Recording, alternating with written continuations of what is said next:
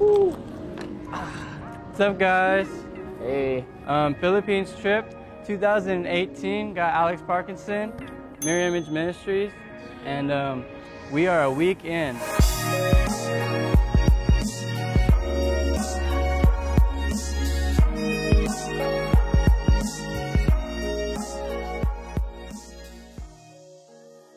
We're with Alfred.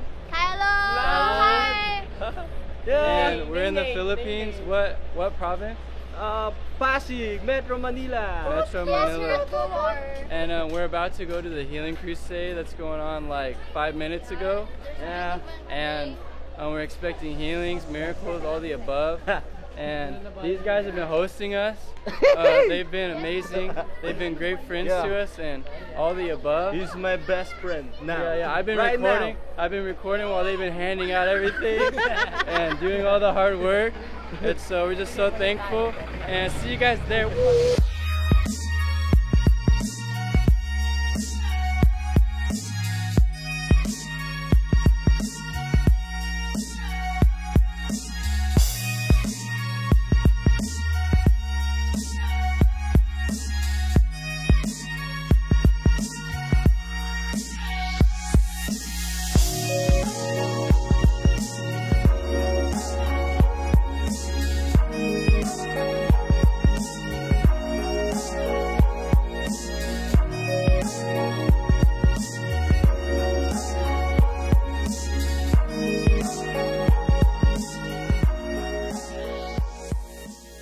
It's May 24th, and a lot of amazing things have went down.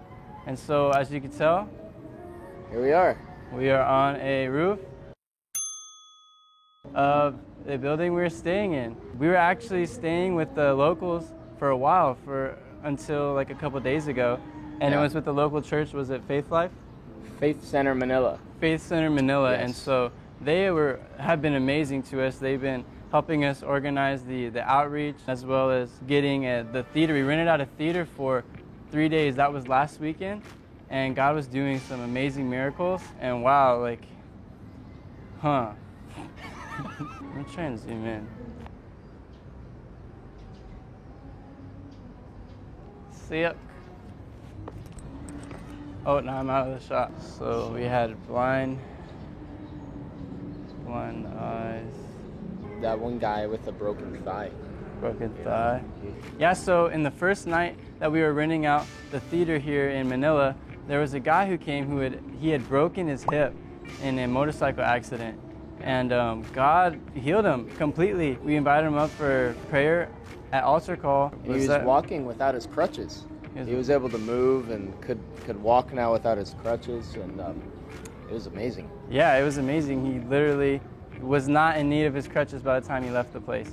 Yeah. And so that was just one example. Yeah. One girl had a lump on her leg. Yes, yeah. And she felt that the lump dissolved. We prayed over her, and the lump was completely gone, and she was blown away. Yeah, as soon as the lump disappeared, she was just bawling. She was in tears, completely in tears, Crazy. completely astonished of what God was doing in her. Yeah. And on top of it, I was praying over someone when I had put the camera down. I've seen God do miracles through me before, but not one of this level, to say. For me, that was a highlight. And so his name was Aldrin, and he was probably about 16 years old. He was believing for God to open his eardrum in his right ear. He had complete deafness in his right ear. I was just praying, and at first I was scared. I was worried. I was like, where's Alex? Where's Alex? But he was busy. Other people were busy. And so, of course, God put me in that place in that time for me to pray over that boy, for that kid, and for God to heal him through me. And so I was going, praying. It wasn't happening. And then eventually Alex came, he prayed a bit, and he moved on. I was like, man, God, you got to do this. God, you have to do this. I noticed a shift. At first I was praying. It was me praying, me urging God, please do this. God, please do this. And then I began speaking into the deaf ear.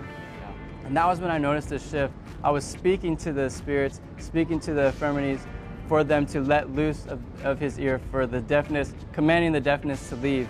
And then that's when Aldrin jumped up and he gave me a hug, and he just began weeping, and I didn't even have to ask him what happened. I knew. Yeah. And Wow. so it was literally as if he was hit with a lightning bolt. Wow. And just was beginning to shed tears. And now every time I see him at our events, he just gives me a big hug, and I keep telling him, Jesus, Jesus, you know, because he's one of the kids who doesn't speak very good English.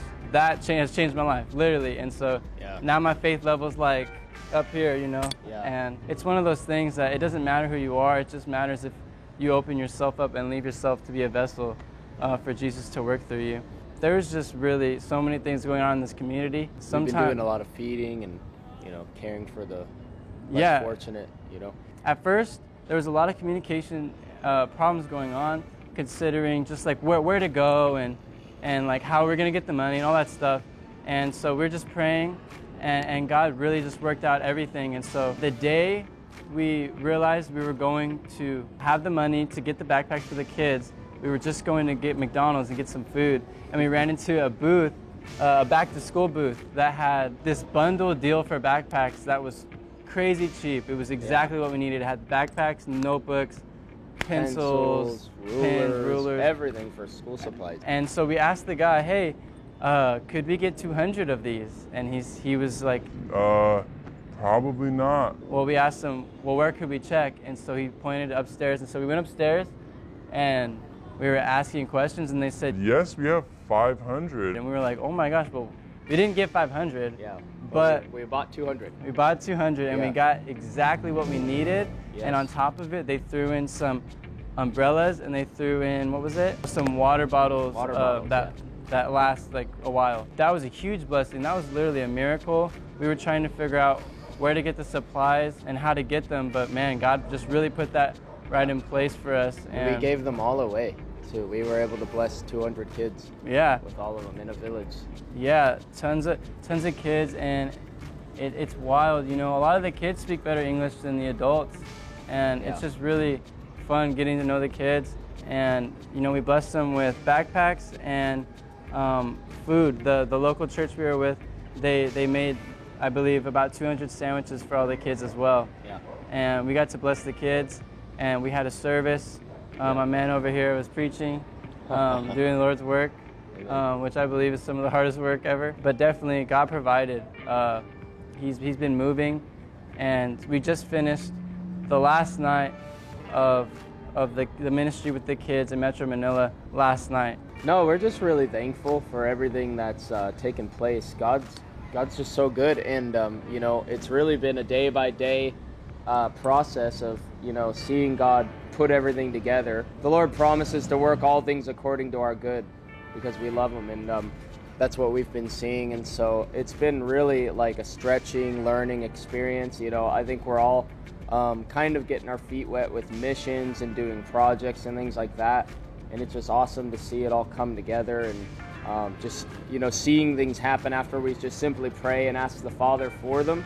You know, that's always so encouraging and stirs us up every time. And all that to say, this is each of our first time in the Philippines. We just come expecting. This trip has been planned out for longer than even I know. They've been putting it together for months, and they invited me along to basically help with videography, photography, and all that good stuff.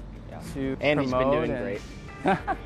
Oh, thank you. It's all a learning process, and so it's one of those things that when you feel like you should do it, you just got to do it, really. When you feel God's calling something, you just got to do it. And that's what we're doing here. We don't 100% know what we're doing, but we're doing it by faith, and we're seeking God in it. That's really the whole thing. You got to seek God in it, because if you're just doing it on your own, then who are you doing it for, and what's the purpose, you know? So. Subscribe to this channel, link down below. I don't even have a channel yet, but I will.